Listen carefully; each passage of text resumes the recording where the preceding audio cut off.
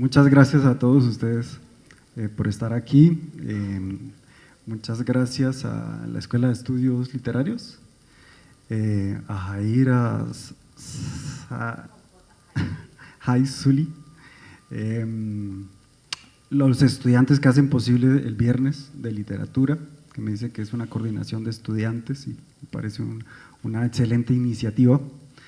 a la Universidad del Valle y bueno, y a todos los curiosos y los lectores y los amigos y los que hayan querido venir. La presentación sonó como muy precoz, ¿no? Como que a los 12 años tomo un lápiz y más bien uno empieza siendo lector. Entonces, a los 12 años puede ser que más o menos la soledad, o no sé si una adolescencia un poco perturbada, como son todas las adolescencias, con cierta tendencia del aislamiento, me haya acercado a la literatura. Y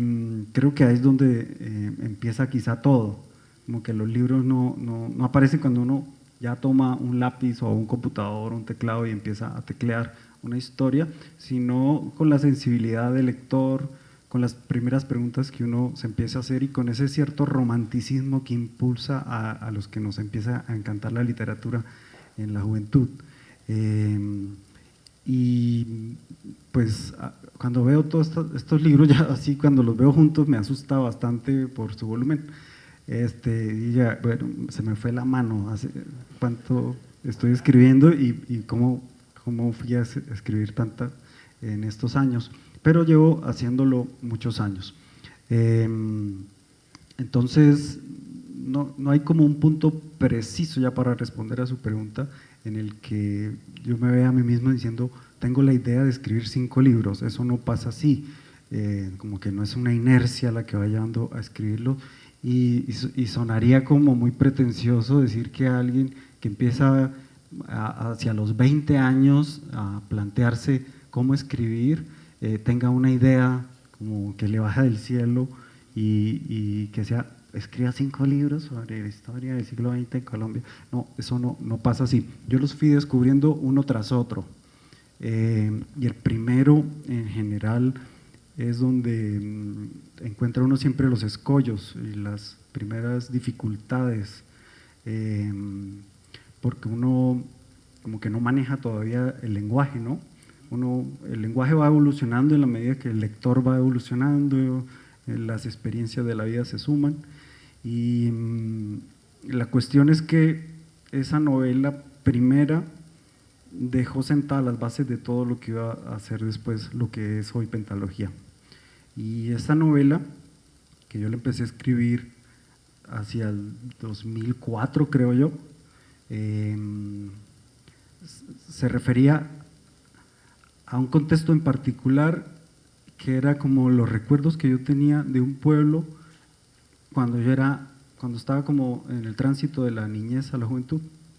Yo no sabía escribir y entonces ya tenía el impulso, ya he hecho como mis lecturas básicas, estaba completamente arrebatado por la literatura y fascinado, pero no tenía como un tema. Como que los primeros escritos eran aventuras románticas, juveniles, historias de los amigos en clave, un poco los chismes de los colegas, y cuando yo les mostraba esos borradores pues se espantaban, me negaban la amistad, y empezaban a ocupar el lugar un poco como del espía entre los amigos, el indiscreto en la persona en la que no se podía confiar. Eso podría ser que encubría una cierta vocación periodística más bien, pero ya había un radar de captar la realidad, de oír a los demás. Precisamente como señala Daniel,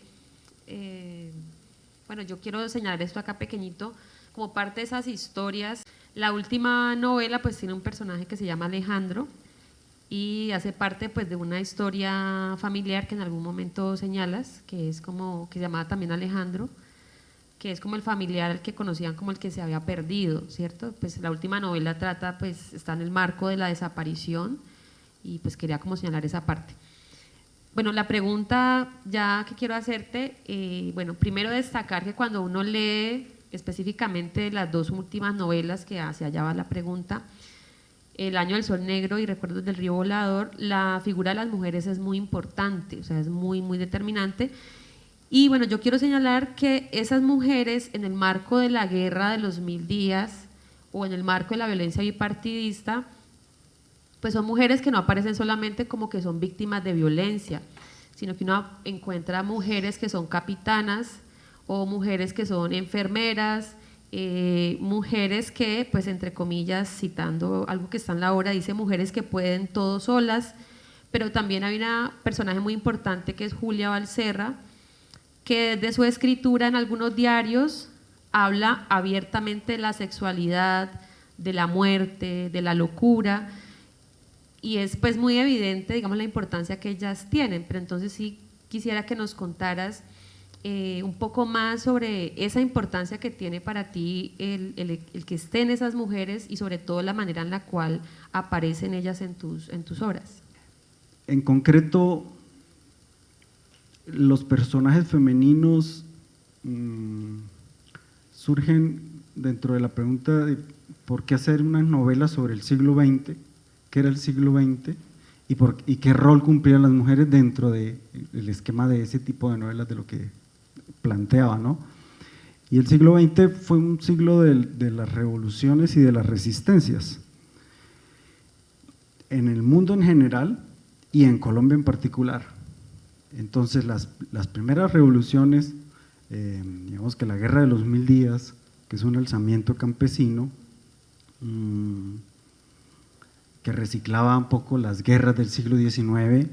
y que es la última gran confrontación de esas guerras, también en el contexto del nuevo siglo, del fin de siglo y del nuevo siglo, se da este estallido y se levanta primero los Santanderes, después el Valle, después todo el país, la costa, Panamá, y durante 3 años el país se desangra. El personaje principal femenino de esta novela se llama Julia Valserra, y es una, si me lo permiten, pues haré como un esquema muy rápido sobre ella para tratar de situarla. Es un personaje que pertenece como una pequeña burguesía de Santander, una burguesía más bien privilegiada y digamos importante en los términos comerciales, porque su padre, en la novela, todo esto es en la ficción, no en la realidad, su padre es un comerciante y es un comerciante de artículos importados, que en ese momento es una figura relevante, porque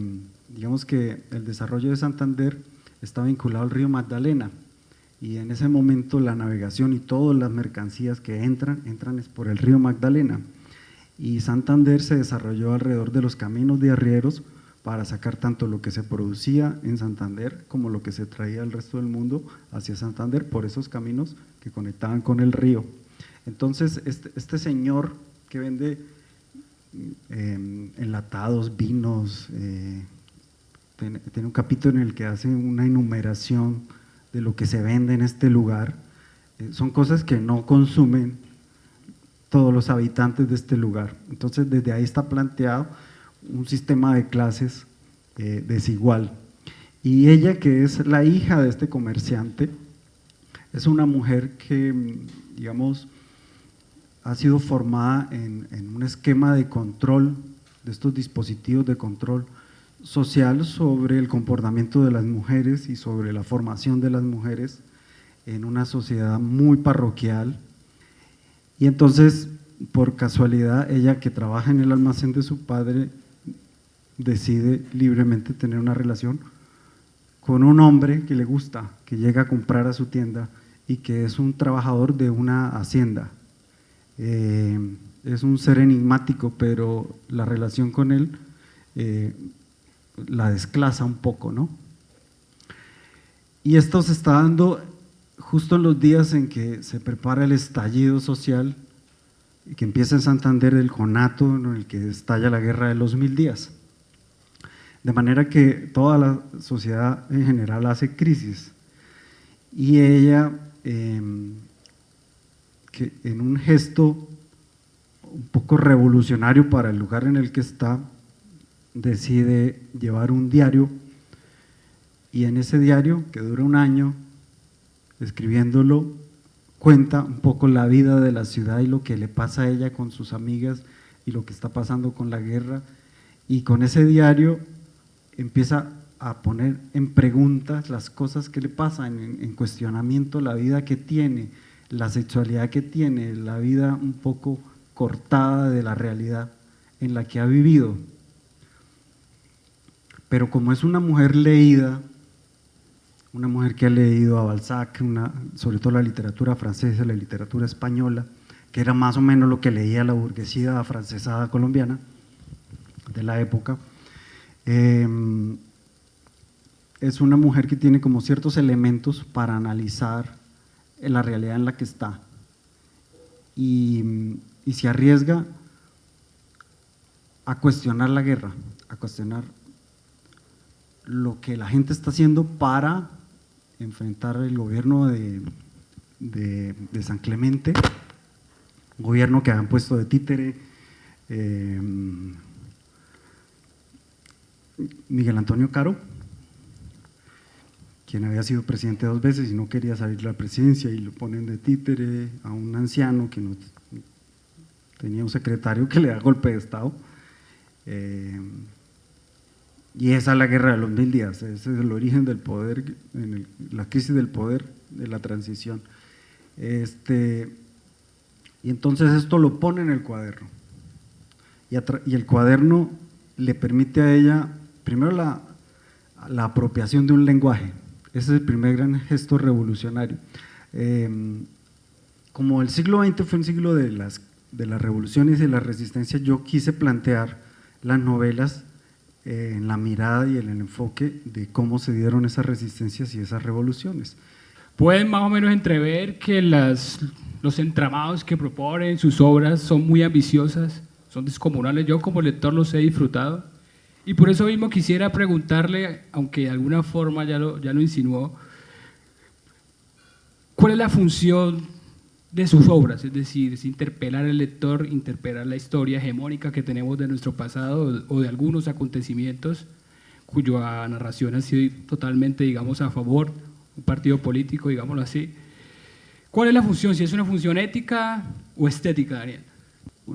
Digamos una novela o una obra estética crea en algún momento ya creada, o sea, ya hecha, un modelo, y este modelo produce como una ética, un modo de hacerse, ¿sí? Plantea como esto.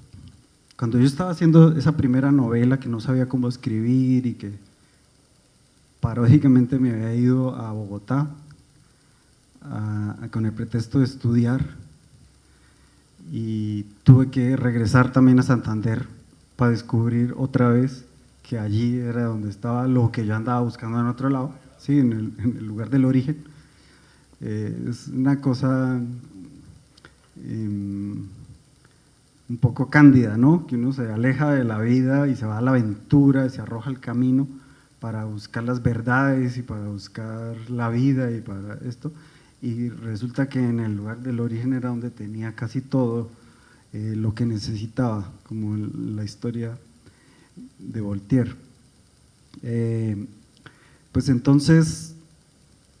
yo era un estudiante universitario como ustedes,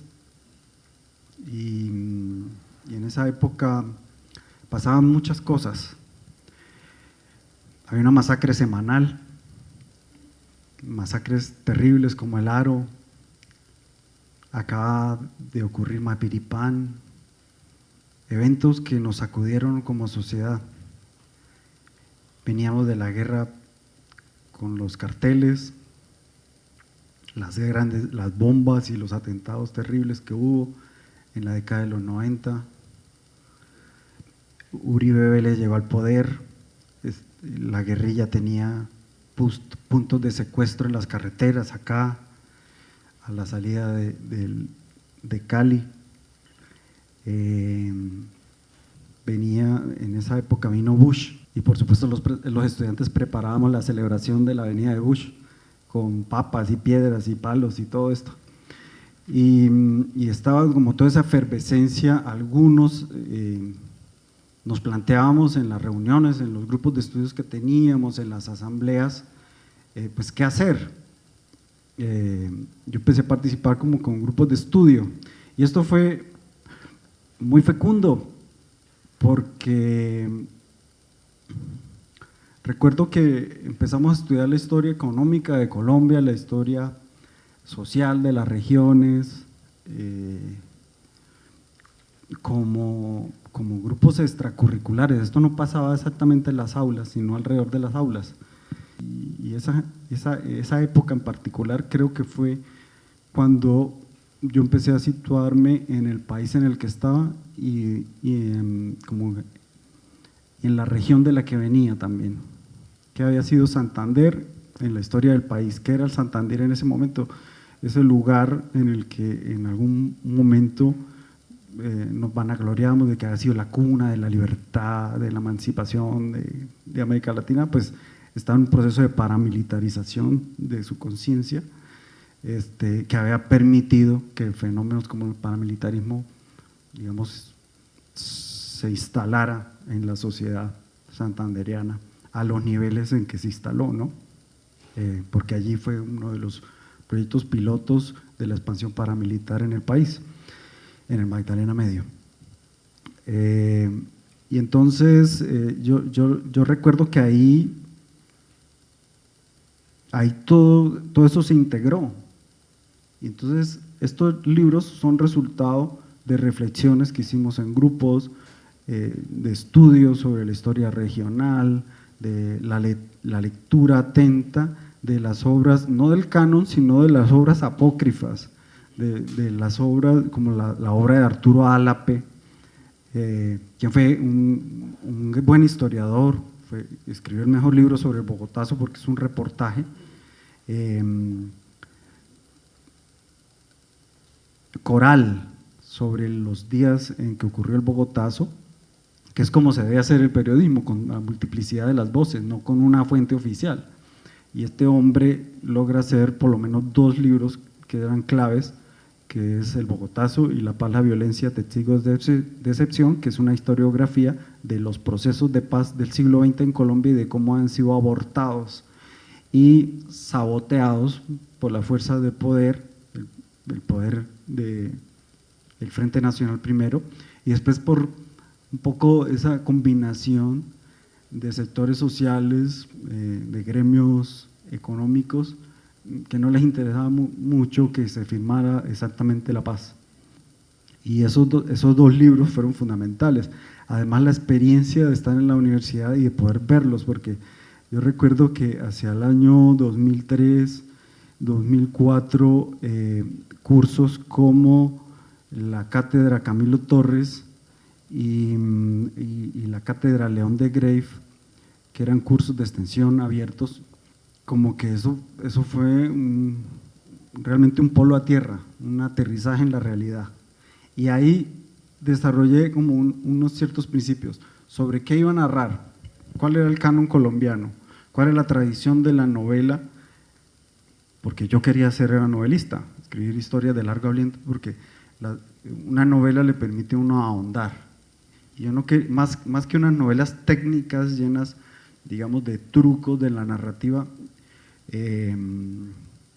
yo lo que quería era ahondar en los personajes y en las historias. Por supuesto, apelando también a lo técnico, pero sin que eso primara sobre lo otro, es decir, sin que la forma primara sobre los contenidos. Y entonces fue lo ético lo que definió lo estético. Los niños también son muy importantes en estas novelas, es decir, incluso los personajes siendo ya adultos,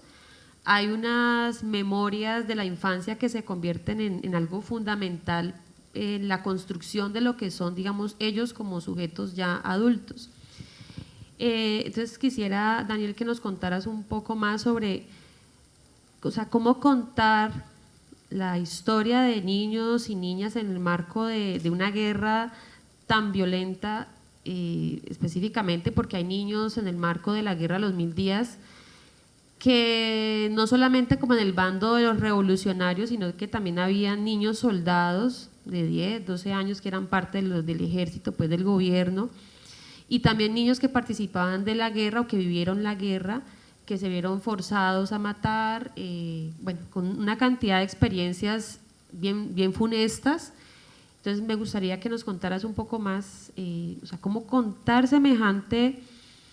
violencia que viven los niños en el marco en el que están, porque que además lleva a la locura, ¿no? Porque eso también es frecuente ahí en las novelas, cómo el hambre, la sed, la violencia hace que incluso los adultos pierdan la cordura. Entonces, ¿dónde se instalan los niños en semejante escenario? En la última novela de la serie, que se llama Recuerdos del Río Volador, hay una niña que se llama Elena, que es un personaje principal, y esta niña sí tiene un arco completo, porque es una anciana que recuerda su infancia.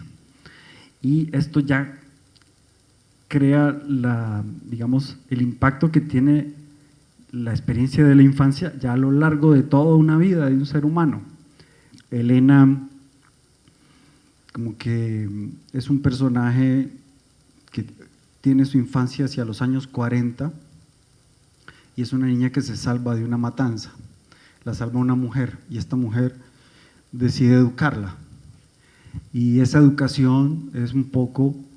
el camino que la salva del destino de ser una huérfana en un país como este, en un país rural como este, donde los huérfanos de la época terminaban era en un hospicio y abandonados poco después por el Estado, porque también el Estado solo se hacía responsable de ellos hasta, ni siquiera el Estado, eran comunidades religiosas las que tenían los hospicios. Entonces ella se libra de esto y hace una vida fuera de su madre patria, fuera del país, y desde allá empieza a recordar cómo fue la mujer que la salva y cómo era la época en que ella es niña. Creo que ese personaje logró integrar cosas que a los otros personajes que aparecían como niños en mis novelas les faltaba, y era qué pasaba entonces cuando todo esto que le pasa a un niño pareciera determinar la vida. Pienso que a uno ni el lugar de origen ni las circunstancias que le ocurren deberían determinarlo, que cada quien debería tener por lo menos la posibilidad y las oportunidades para desarrollar todas sus habilidades y todo su potencial y no estar como limitado por esto. Y creo que Elena de alguna manera consigue sabotear el azar de la vida que le hubiera tocado vivir. Esa es la diferencia de ese personaje infantil con respecto a los otros. No, ¿sabes qué? Te quisiera preguntar algo y para ello tengo que apelar a una anécdota personal, remontarme hace quizá 9 o 10 años, que fue cuando lo conocí a usted, a través del crítico Ángel Castaño. Me acuerdo puntualmente en la Candelaria. Me acuerdo mucho porque yo me fui de Cali con la idea un poco pesimista de la literatura, es decir, como con los escritores que hablaban muy mal de los premios literarios, de las grandes editoriales, y cuando conocí a Daniel, que estaba como creo que recién ganado el premio Clarín, que era muy importante, todos lo sabíamos, pues yo me dije a mí mismo, es posible. Y para mí eso fue revelador y en ese momento se convirtió en un héroe de entrada. Y quisiera preguntarle justamente un poco por eso, porque todos los escritores, bueno, no sé todos, pero creo que gran parte de los escritores en Latinoamérica tenemos como una visión un poco pesimista o muy poco valorada de nuestro lugar de origen, como que sentimos que tenemos que irnos de nuestra ciudad, de nuestro pueblo para poder ser escritores. Quizá eso es por herencia de pronto de los escritores del boom, quizá que siempre estaban en Europa, o por todos esos mitos que hay alrededor de la literatura, pero quisiera preguntarte, aunque creo que ya más o menos lo dijiste, ¿qué tan significativo fue para Daniel, pues, que su lugar de origen que haya sido pues San Vicente de Chucurí? Ya les dije hace un rato que no creía que un lugar lo determine a uno, ¿no? Ni el lugar de origen, nada, lo que lo determina a uno realmente es cómo asume uno la vida y lo que hace, y con qué valor lo hace, y con qué ética lo hace, y eso va demostrando quién es uno a lo largo de la vida, no algo como tan azaroso como el lugar en el que se nace o la condición social que se tiene. Dicho lo cual, debo recordar que la literatura colombiana, digamos, más reconocida ni si, una se ha hecho en la provincia o se ha hecho por artistas que son barranquilleros, como Álvaro Cepeda, como García Márquez, o de Antioquia, como Fernando Vallejo, o Barba Jacob. Hay otra condición de ese canon, digamos de lo más relevante, o más leído, o más conocido, o más difundido, y es la literatura que se hizo en el extranjero, ni siquiera la que se hizo en Colombia. Y eso es innegable. Allí está Álvaro Mutis, allí está García Márquez, allí está Fernando Vallejo. Hay otras literaturas y hay otra idea que pasa por encima de las clasificaciones solo de lo nacional o de lo local, y tiene que ver con la lengua. La literatura realmente es de la lengua, no es ni de la nación ni de la región. Bueno, hay unos elementos muy importantes en tu obra, Daniel, que son pues los paisajes, ¿sí? O sea, la presencia del páramo, el cañón, el bosque, en el que los personajes pues tienen unas experiencias muy particulares, que ya cuando ustedes lean las novelas pues se darán cuenta de qué tipo de experiencias. Pero en la última novela, pues valga recordar el nombre, Recuerdos del río Volador, está el río, pero es un personaje más, o sea, tiene una presencia muy fuerte, y no solo para decir que va Alejandro o que van, bueno, lo que va, que luego pues, tú nos vas a contar ahorita un poco más, no solo porque está como parte del paisaje, sino que es algo muy importante respecto a todo ese proyecto como de modernización en Colombia. Entonces me gustaría que nos contaras un poco más acerca del río como un personaje en esta última novela, digamos particularmente. Bueno, yo no sé cómo decir que un personaje es un río, ¿no? Es una metáfora decir eso. Gracias por plantearlo así. Digamos, el río Magdalena, en los años 30 y 40, que es una época en concreto del siglo pasado, tuvo como unos esplendores de navegación, de explotación, que transformaron la vida de la ribera del río, que es el río pues, más largo de esta parte del país, y eso creó unas dinámicas y unos conflictos sociales muy particulares que nos afectaron a todos. Porque el costo humano de todas esas explotaciones fue la destrucción de lo que era la llamada Ilea magdalenense, que era el nombre científico de la selva, el tipo de selva tropical que había o que hubo sobre el valle del río Magdalena. Entonces, sus principales afluentes fueron contaminados, sus animales cazados y su flora pues, destruida para alimentar la navegación a vapor y las ganaderías,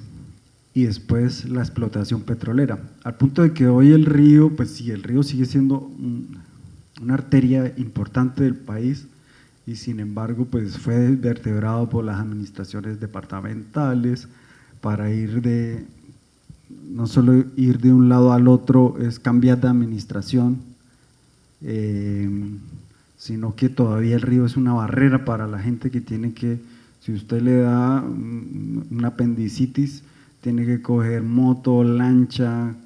mototaxi, taxi para ir al otro departamento donde tienen mejor atención en salud. Yo planteé en la novela son los ciclos del río, pero en realidad son los ciclos de las aguas, los ciclos de la sequía y de la inundación, que son los ciclos de la abundancia, de la subienda y de la escasez, y de la temporada de las tortugas y de los periodos de las quemas. Y a lo largo del libro se van alternando esos ciclos, y esos ciclos van cambiando o van afectando la vida de los personajes. Entonces por eso el río se va convirtiendo un poco como en el escenario, y va sí consiguiendo un cierto protagonismo. no un exotismo de narrar de manera naturalista un río que ya no está, la ecología, la desaparición de uno de los cazadores mayores, como el caimán o el jaguar, la sobrepesca, las aguas contaminadas por hidrocarburos. Entonces, hay una naturaleza así en el libro, pero está amenazada, está siendo corroída, está desmoronándose, hay un equilibrio que se rompe y todo el libro va contando eso. Alrededor de eso hay un trasfondo social y político, y este es el de la explotación petrolera, que es un poco el corazón de lo que pasa allí. Y eso es un pedazo de la historia de nuestro país. Hoy tenemos un invitado muy especial. Es un escritor que logró romper los límites geográficos y llevó sus letras más allá de las fronteras de Colombia. Es un escritor que ha sido galardonado por México con el Premio Latinoamericano de Primera Novela Sergio Galindo, por Cuba con el Premio Alba Narrativa, por España con el reconocimiento al mejor blog de difusión de la cultura en español y por Argentina con el Premio Clarín de Novela. Y ojo que este premio es primera vez que fue ganado por una persona extranjera, nunca antes alguien fuera de Argentina lo había ganado. Es un premio que se entrega hace 17 años en alianza con la editorial Alfaguara. Nuestro invitado es reconocido por obras como La balada de los bandoleros baladís, Viaje al interior de una gota de sangre, Rebelión de los oficios inútiles y por supuesto por su blog Una hoguera para que arda Goya. Nuestro invitado es Daniel Ferreira, es un escritor que a sus 12 años decidió tomar un lápiz o lapicero, lápiz, y que desde entonces no lo soltó más. Les voy a hablar un poco de sus dos últimas novelas. El Año del Sol Negro, publicada en el 2018, es una novela que se desarrolla en el escenario de la Guerra de los 1000 días. A través de sus personajes se abre la discusión sobre actos revolucionarios, las proezas falsas, las hazañas inútiles o la idea sobre el heroísmo, planteada desde la epígrafe de la novela. Todos los hombres son héroes porque deben pasar por la muerte, de Adolfo Bioy Cázares. Por otra parte, Recuerdos del río volador, publicada en el 2022, se instala a mediados del siglo XX, en Colombia, alrededor de un marco psicopolítico complejo, inundado por la explotación petrolera de las compañías extranjeras y respaldadas por el gobierno nacional, la lucha obrera, el territorio de la violencia bipartidista, el exterminio de comunidades indígenas, procesos de desmemorización en Colombia, el cuestionamiento al progreso que se sustentaba con el crecimiento de las poblaciones, el tránsito de embarcaciones a ferrocarriles y luego a carreteras. La historia de Alejandro se nutre con la correspondencia entre diversos personajes, fotografías y cuadernos de confesiones, y las indagaciones de quienes reconstruyen este relato.